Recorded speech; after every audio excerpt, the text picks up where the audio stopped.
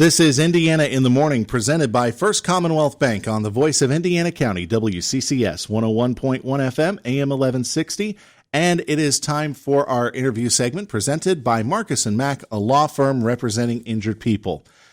The holidays are coming. In fact, we know they're coming because we're seeing the decorations go up here in downtown Indiana. In fact, the town Christmas trees is set to come through town in later this morning, we've been told. But one of the things that comes with the holiday season is a lot of stress. And for people who are recovering from addiction, the holidays could be very difficult as there are a lot of triggers in play. Joining us this morning is Sue Cusak, who is a wellness expert, an addiction expert. She is also the co-founder with her husband, Jim, of Villa Veritas Foundation and the author of the book Holy Water in My Scotch. And Sue, good to hear from you this morning here on Indiana in the Morning. Thanks for calling in. Thank you for this great work you're doing, getting the word out there that people can stay sober through the holidays. And after lockdown with COVID, it's going to be very, very tough times when people get together. And the normal thing is pull out the wine and the alcohol and to relax. But no, I am sober 52 years. I've been blessed with the gift of sobriety. My mother's prayers, putting holy water in my scotch when I wasn't looking, and 52 years ago. And I found a wonderful life and a mission here, and I'm still doing it. I'm grateful to God for that. My husband passed away 5 years ago. He was sober 69 years. So we went through many holidays together, and I'd like to share that it's easier to stay sober than to get sober. So if you are struggling with it, ask your family to help you. And if they can, not focus on so much the alcohol, but family games, do things together.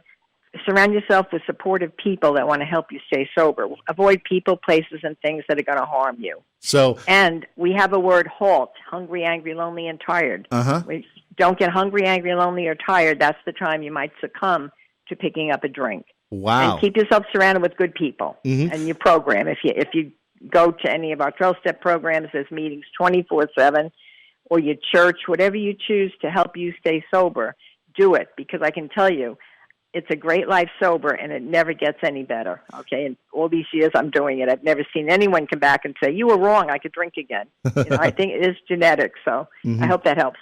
It does help a little bit on that, but you mentioned one thing, and I think it is very important. You mentioned surround yourself with the people that are going to support you with this. It actually reminded me of a story of a Major League Baseball player named Josh Hamilton, who had an addiction to drugs and to alcohol when he was in his big league days. When he made his comeback, he actually was with a sober friend all the time, and anytime that they did any celebrations, the team actually adapted to him.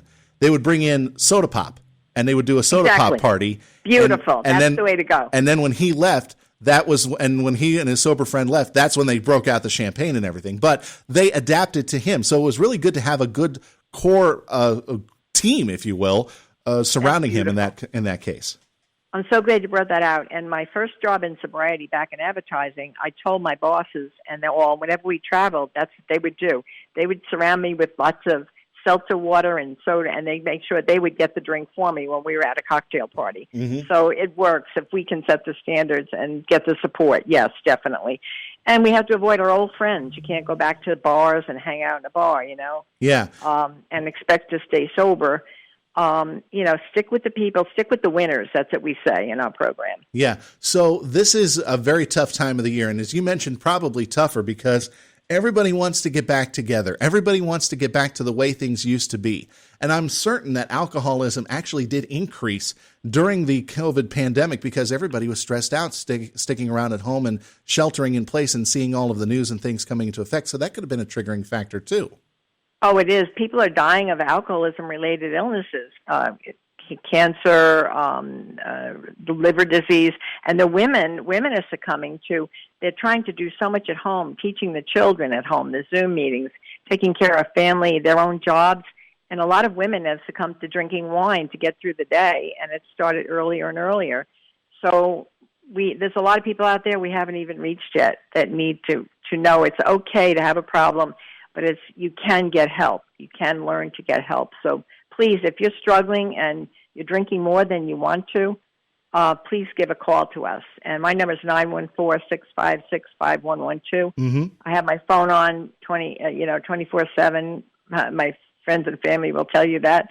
And I just want to be here to help you. All right. You mentioned a word, and you were going very fast when you were talking about all your tips there. One of the words that you mentioned, it was HALT. Was it right? Yes, the word HALT means hungry, angry, lonely, or tired. And those sound like four triggers that could put somebody overboard. Those are four absolute triggers that will set people off. So if you don't get hungry, go get a meal first before you pick up anything, and that's John. And angry, of course, deal with it. Get your friends, your sponsors, your treatment center, wherever you're going to, call them. Loneliness is another killer. If you're feeling alone or lonely, there's a difference. And of course, not getting tired, not getting overtired. Give yourself some rest. Go for walks. Just be with people who support you. Yeah. Avoid toxic people. I have to avoid toxic people. There are people in the world who are addicted to misery, and you're going to see it more and more on the news and all that. So just pick your friends and stick with the winners. All right, excellent. Talk about the book that you wrote, Holy Water in My Scotch. You mentioned it briefly. So this is more of your personal travel. It's my life story. Yeah. Excellent. So Holy Water in My Scotch, it's available, I'm assuming, through your website? It's through Amazon, too. Amazon and Barnes & Noble and on my website. Appreciate it if you get to read it, to give it a review. It's been out. It came out last year through COVID, and I know it helps people because it's inspirational. It shows if I could do it, anyone can do it. And it started out with a young girl growing up with a lot of ideals with a dad that drank and saying, oh, I'll never drink. And then 10 years later, but it was the best thing ever happened to me because it made me a better person by recovery, in recovery. So it has my whole recovery story, and taking you through my husband's death, I was able to be with him. True love finally kicked in. You know, there's real love, there's the first love, and then there's the end love, where it was such a gift to be able to help him through. And I was with him when he died. That was such a special gift, and only if I was sober that I could do this. And then I have a load of friends here and staff that are fabulous. Excellent. Who have encouraged me through to stay doing what I'm doing, and they're fabulous. They're my other family. All right. And we should mention your website. This is the Villa Veritas Foundation, right? This was co-founded with your husband. Correct. Yes. We turned it into a foundation in 2010, so it will go on after we're gone, after we're both gone. Yeah. Excellent. Well, Sue, you sounds like you're doing the great work out there. Thank you very much for sharing your story with us this morning on Indiana in the Morning, and thanks for the great tips on how people can stay sober throughout this holiday season and avoid relapsing. Again, thanks for joining us. Kudos to all of you for getting the word out. Thank you. Thanks again. And that was, again, Sue Cusak from the Villa Veritas Foundation and also the author of the book, Holy Water in My Scotch, joining us this morning on Indiana in the Morning, presented by First Commonwealth Bank. Our interview is presented by Marcus & Mack, a law firm representing injured people. It is 9:23 right now on Indiana in the